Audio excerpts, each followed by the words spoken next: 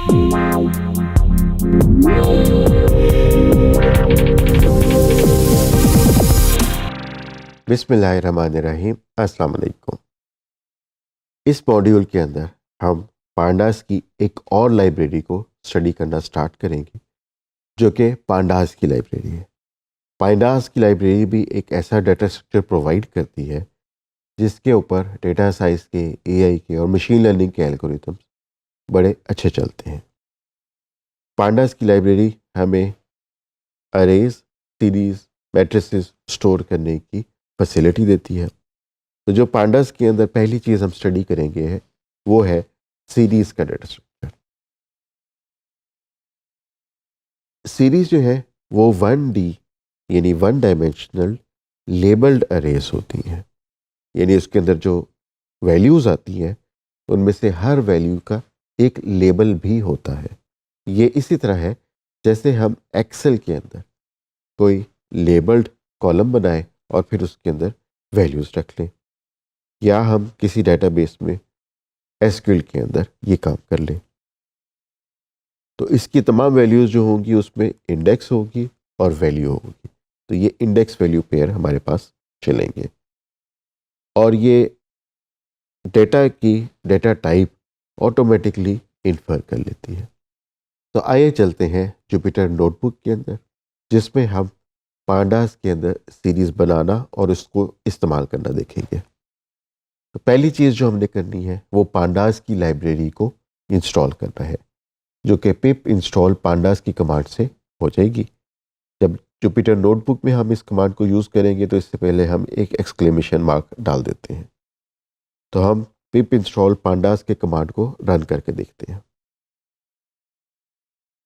तो जब हमने पिप इंस्टॉल पांडास को एग्जीक्यूट किया तो ये पांडास की लाइब्रेरी को इंस्टॉल कर देगा। हमारे सिस्टम के अंदर ये ऑलरेडी इंस्टॉल्ड थी, तो उसने हमें ये बता दिया कि पांडास का वर्जन 2.2.3 ऑलरेडी इंस्टॉल्ड है। और पांडास की लाइब्रेरी दूसरी लाइब्रेरीज पे डिपेंड करती है, वो लाइब्रेरीज भी उसने इंस्टॉल करने की अटेम्प्ट कर ली जिसमें numpy भी शामिल है। इसके बाद हम पांडास को इंपोर्ट करेंगे और यूजुअली हम इसको एज PD इंपोर्ट करते हैं, जो कि इसका एब्रीविएशन है। ये भी इंडस्ट्री स्टैंडर्ड बन चुका हुआ है। उसके बाद हम pd.series का फंक्शन यूज़ करेंगे to create a pandas series. तो यहाँ पे हम पांडास की एक सीरीज क्रिएट कर रहे हैं जिसके अंदर फ़िलहाल 5 वैल्यूज़ हम स्टोर कर रहे हैं और हमारे पास ये फैसिलिटी है कि इन 5 वैल्यूज़ को हम डिफरेंट लेबल्स भी दे सकते हैं। उसके लिए हम इंडेक्स का पैरामीटर यूज़ करते हैं और उसके अंदर हमने 5 लेबल्स असाइन कर दिए इन 5 नंबर्स को।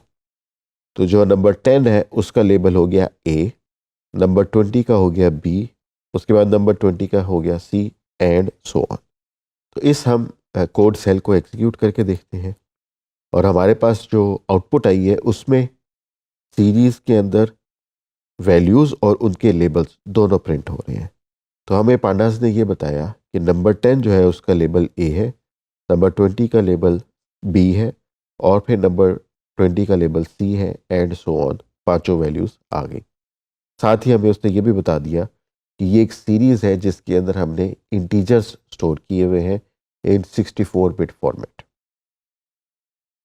फिर इसी के ऊपर सीरीज़ के अंदर हमें पांडास डिफरेंट किस्म के फंक्शंस अवेलेबल करता है जिसमें s.values यानी सीरीज़ की जब हम वैल्यूज़ को प्रिंट करेंगे तो हमारे पास सिर्फ नंबर्स आ जाएंगे। जब हम उसकी इंडेक्सेस को प्रिंट करेंगे तो हमारे पास सिर्फ लेबल्स आ जाएंगे और D टाइप से हमें उसकी डाटा टाइप पता लग जाएगी। तो हम इन तीनों प्रिंट स्टेटमेंट्स को एग्जीक्यूट करते हैं। तो आप देख सकते हैं वैल्यूज़ में उनके सिर्फ नंबर्स आए 10, 20, 30 एंड 40। जब हम इंडेक्सेस प्रिंट करते हैं तो वो हमारे सामने लेबल्स प्रिंट कर देता है जिनकी डेटा टाइप जो है वो ऑब्जेक्ट है। और फाइनल जो प्रिंट है उसमें हमारे पास वो सीरीज़ की डाटा टाइप जो कि इंटीजर 64 है वो प्रिंट कर देता है। हमारे पास कुछ और फंक्शंस भी होते हैं। फॉर एग्जांपल हम अपनी सीरीज़ का हेडर प्रिंट कर सकते हैं जिसमें वो इनिशियल कुछ वैल्यूज़ हमें दिखा देता है। ये बहुत ह्यूज डेटा सेट्स के लिए यूज़फुल होता है कि हम उसका हेड और टेल देख सकते हैं। तो हेड के फंक्शन से हम उसके इनिशियल कुछ वैल्यूज़ और टेल के फंक्शन से हम उसकी फाइनल कुछ वैल्यूज़ देख लेंगे। यहाँ पे हमारे पास जो सीरीज़ है वो छोटी है, तो प्रॉबेबली वो पूरी सीरीज़ ही डिस्प्ले कर देगा। तो हेड से वो हमें बता रहा है कि बी सी डी और ई ये वैल्यूज़ जो है हमारे पास ए से लेकर ई तक, ये हमारे पास वैल्यूज़ सीरीज़ के अंदर मौजूद है। सिमिलरली हम टेल का फंक्शन यूज़ करते हैं, तो हमारे पास ए से लेकर ई तक तमाम वैल्यूज़ आ गई, क्योंकि आखिरी 5-6 रोज़ जब वो प्रिंट करता है तो हमारी सीरीज़ में तो है ही 5 रोज़। फिर एक और फंक्शन है जिसको हम अच्छा यूज़ कर सकते हैं, जो है कि है वैल्यू काउंट्स, और ये हमें वैल्यूज़ के काउंटर्स बताएगा कि हर वैल्यू सीरीज़ में कितनी दफ़ा आई है। इसको जब हम एग्जीक्यूट करते हैं तो वो हमें बताता है कि हमारी सीरीज़ में 20 का नंबर 2 दफ़ा आया, 10 का नंबर 1 दफ़ा आया, 30 का नंबर 1 दफ़ा आया है और 40 का नंबर 1 दफ़ा आया है। तो ये सब वैल्यूज़ को काउंट कर लेगा और उनको सॉर्टेड ऑर्डर में प्रिंट कर देगा। तो इस तरीके से हम एक पांडा की सीरीज़ बना सकते हैं और उस पे हमारे पास पांडास में डिफरेंट ऑपरेशंस अवेलेबल हैं, जिससे हम उसको डिस्प्ले करवा सकते हैं।